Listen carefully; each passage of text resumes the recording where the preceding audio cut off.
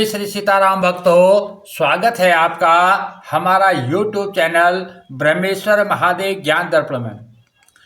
भक्तजनों, आज हम आपको जो पाप मोचनी एकादशी जो व्रत आता है चैत के महीने में, चैत महीने कृष्ण पक्ष में जो व्रत होता है पाप मोचनी नाम से, उसकी कथा हम आप लोगों को सुनाने जा रहा हूँ।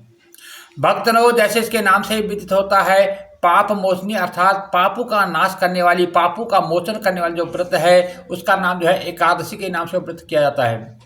भक्तजनों, इसकी जो कथा हम सुनाने जा रहे हैं, यदि आप हमारे इस चैनल पर नए हैं तो हमारे चैनल को सब्सक्राइब कर लीजिएगा। यदि वीडियो आपको अच्छी लगे तो इसको लाइक कीजिए, ज़्यादा से ज़्यादा लोगों को शेयर कीजिएगा। भक्तजनों, पाप मोचनी एकादशी अर्थात जो पापों का मोचन करने वाली जो एकादशी है उसका नाम पाप मोचनी है।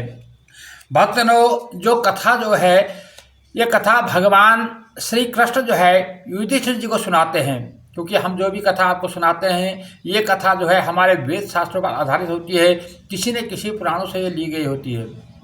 तो जो भी कथाएं हैं ये भगवान श्री कृष्ण जी ने अपने मुख से श्री युधिष्ठिर जी को सुनाते हैं, और वही कथा हम आगे आप लोगों को सुनाते हैं। भक्तजनों, युधिष्ठिर जी ने कहा कि भगवान श्री कृष्ण जी कहते हैं कि फाल्गुन शुक्ल पक्ष की जो आमल की एकादशी है उसका महात्म्य तो आपने हमें सुनाया, हमने सुना और अति पुण्य हमने प्राप्त किया। अब हमारी इच्छा चैत्र महीने के कृष्ण पक्ष में जो एकादशी होती है उसको जानने की इच्छा हो रही है। उसका क्या नाम है, उसको किस दिन किया जाता है, उसको करने का क्या विधान है। हे राजेंद्र, मैं अनजान हूँ, मैं पाप का नाश करने वाली यह एकादशी है, तो इसके बारे में आप हमसे बताइए। तो भगवान श्री कृष्ण जी कहते हैं कि एक बार चक्रवर्ती महाराज श्री मानधाता जी ने श्री लोमश ऋषि से कहा कि लोमश जी पूछा कि जो चैत्र मास के कृष्ण पक्ष में जो एकादशी होती है उसका महत्व सुनने की उन्हें इच्छा जाहिर की। तो लोमश ऋषि ने जो कहा वो मैं आपको सुनाता हूँ। तो लोमश ऋषि जी कहते हैं कि लोमश जी ने कहा वो मैं आप लोगों को सुनाता हूँ। तो मानधाता बोले कि हे भगवान, लोगों की हित कामना से चैत्र के कृष्ण पक्ष में जो एकादशी होती है उसका क्या नाम है, उसका महात्म्य क्या है, सो मैं सुनना चाहता हूँ। आप विस्तार से हमें सुनाइए। उसको पूजा करने की विधि क्या है, उसको क्या फल मिलता है, सो हमें प्रसन्नतापूर्वक कहिए।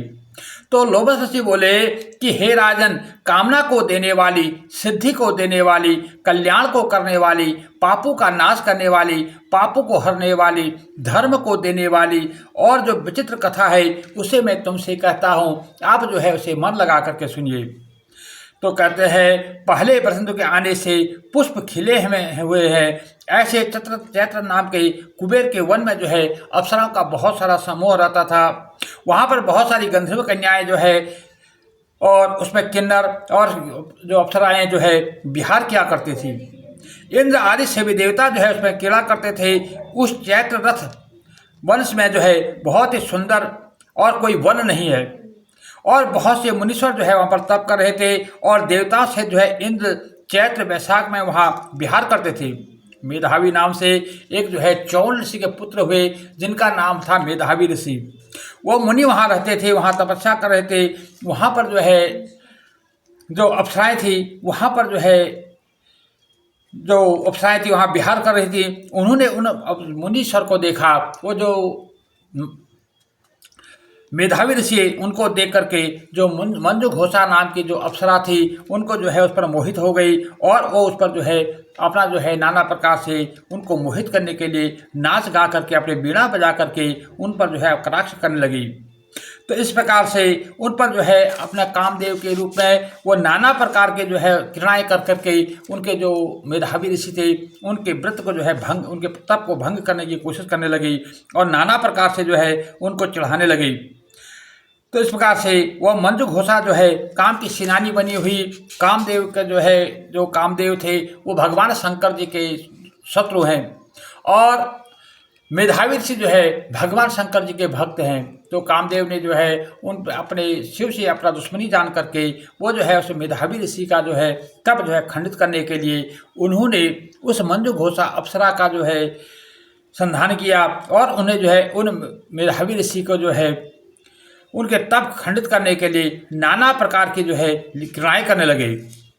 और कभी वो नाचती है, कभी वो गाती है, कभी वो बीना बजाती है। इस प्रकार से नाना प्रकार से जो है उनको लुभाती है और वो बलपूर्वक जो है उनको जो है अपने वश में करना चाहती है। काम के वश में होने से फिर वह जो है मंजू घोषा के लिए मुनिश्रेष्ठ मेधावी से करने लगे और वह प्रवेश में उससे देख कर शिव तत्व जाता रहा। और जब उनके जो है काम स्वरूप जब हो गए तो उनका जो मेधावी ऋषि थे उनका जो है तप जाता रहा, उनका जो शिव तत्व हो जाता रहा और दोनों जो है काम के आवेश में आकर के उस वन में विहार करने लगे, अपने तप को भूल गए। मुनि के आचार को लोप करने वाला बहुत काल व्यतीत हो गया। मंजू घोषा को अब जो है अपने स्वर्ग में जाने की जो है इच्छा हुई। अब उसके मन में सोचा कि काफ़ी समय हो गया, अब मुझे स्वर्ग में जाना चाहिए। रमण करते उस मुनि को बोली कि हे मुने, मुझे अपने स्थान को जाने की आज्ञा दीजिए, अब काफ़ी समय बीत गया है।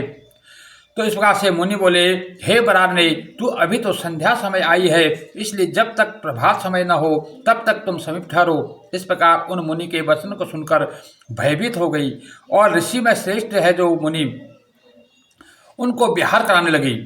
मुनि के साप के भय से डरी हुई वह अप्सरा जो है बहुत दिनों तक अर्थात 55 वर्ष 9 महीने 3 दिन तक जो है वो मुनि के साथ जो है विहार करने लगी।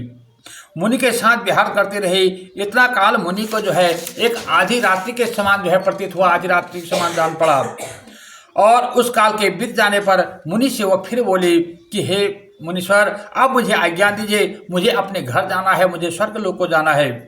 तो मेधावी ऋषि बोले कि मेरे वचन के अनुसार जो है प्रातः काल तो हुआ है, जब तक मैं संध्या करूं तब तक तो ठहर जा, जब मेरी संध्या हो जाएगी उसके बाद तो चली जाना।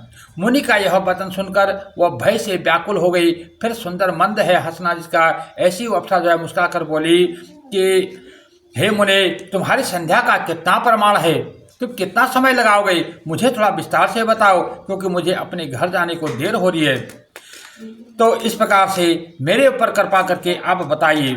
उसके ऐसे वचन सुन करके जो मेधावी ऋषि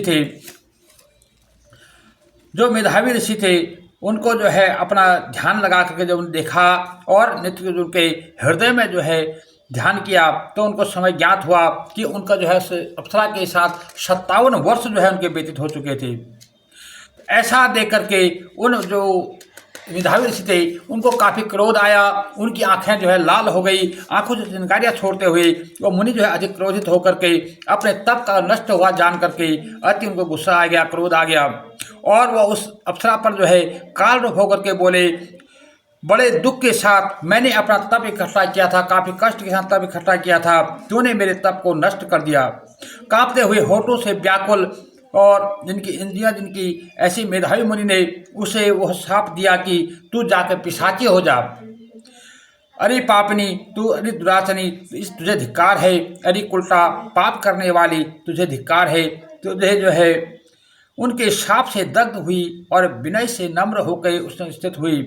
मुनि के प्रसाद चाहने लगी और वह सुंदर भाव वाली के लिए, हे विप्रेंद्र, प्रसन्न होइए और शाप को दूर करने का कोई अनुग्रह कीजिए। वो जो है मेधावी से प्रार्थना कर लेगी कि हे मुनीश्वर, ऐसा कोई उपाय कीजिए जैसे कि मुझ पर आप दया कीजिए। सज्जनों की संगत जो है, कहते हैं कि सज्जन के साथ तो एक घड़ी भी यदि कोई व्यतीत कर ले तो उसके पाप नष्ट हो जाते हैं।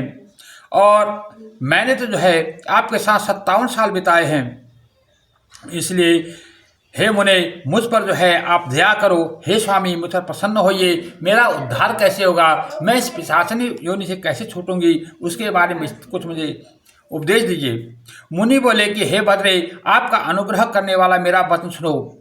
मैं क्या करूं, मेरी जो है अरे पापनी, तूने मेरा बड़ा तप नष्ट किया है।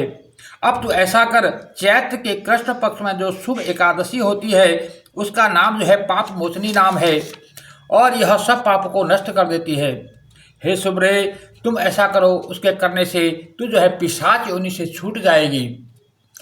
इसलिए तू जो है चैत्र मास के कृष्ण पक्ष में जो एकादशी का जो तिथि आती है उसमें तुम एकादशी का व्रत करो। ऐसा करके, ऐसा उसको बता करके जो मेधावी ऋषि थे अपने आश्रम, अपने पिता के आश्रम यानी चौन ऋषि का जो आश्रम था वहाँ पर पहुँचे। मेधावी को आया देख करके च्यवन ऋषि बोले, हे पुत्र, तूने ये क्या कर दिया? तूने अपना सारा जो है तप नष्ट कर दिया, अपना सारा पुण्य को जो क्षय कर लिया।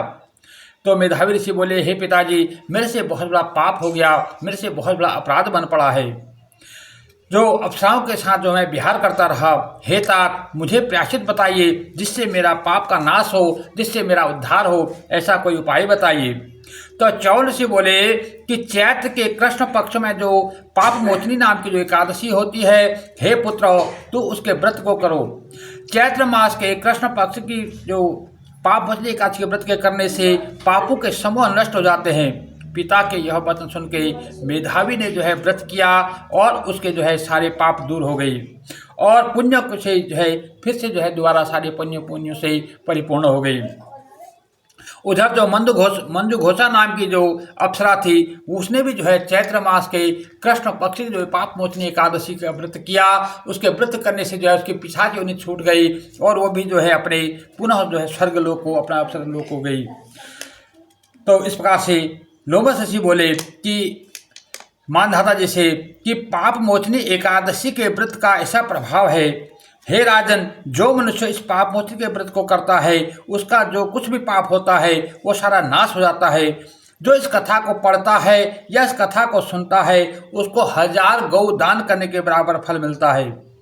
किसने कोई ब्रह्म हत्या की हो, किसने कोई भ्रूण हत्या की हो, कोई श्रापी हो, कोई गुरु तल्पगामी हो, या किसी ने किसी प्रकार का कोई पाप किसी जाने अनजाने में कोई भी पाप किसी बन पड़ा हो, इस व्रत को करने से, इसकी कथा को सुनने मात्र से उसके सारे पाप नष्ट हो जाते हैं। तो भगवान श्री कृष्ण जी जो है युधिष्ठिर जी को सुना रहे हैं, उधर जो है लोमस ऋषि मानधाता जी को सुना रहे हैं, इस व्रत के करने से सब पापों को जो है छूट जाते हैं। यह उत्तम व्रत करने से बहुत से पुण्य प्राप्त होते हैं। तो भगवान श्री कृष्ण कहते हैं कि हे युधिष्ठिर जी, जो भी मनुष्य इस व्रत को करता है, भूले जाने अनजाने में भी कोई इस व्रत को कर लेता है, तो भी वो जो है सारे पापों से मुक्त हो जाता है, सारे पापों से छूट जाता है, इसमें कोई संशय नहीं है। तो इस प्रकार से श्री सूत जी महाराज कहते हैं कि जो भी इस कथा को सुनेगा, इस कथा को पढ़ेगा, उसको 1000 गाय करने का दान का जो फल मिलता है, 1000 गाय को दान करने का जो फल मिलता है, वो जो है इस कथा को सुनने मात्र से मिल जाता है। ये कथा जो है बहुशत पुराण से ली गई है और उसी के अनुसार जो है इसका महत्व मैंने आप लोगों को सुनाया। भक्तजनों, यदि आपको हमारी वीडियो अच्छी लगे तो इसको लाइक कीजिएगा, ज़्यादा से ज़्यादा लोगों तक शेयर कीजिएगा। यदि अभी तक आपने हमारे चैनल को सब्सक्राइब नहीं किया तो सब्सक्राइब जरूर कर लीजिएगा। भगवान श्री कृष्ण जो है अपनी भक्ति जो है आप सबको प्रदान करें। जय जय श्री सीताराम भक्तों।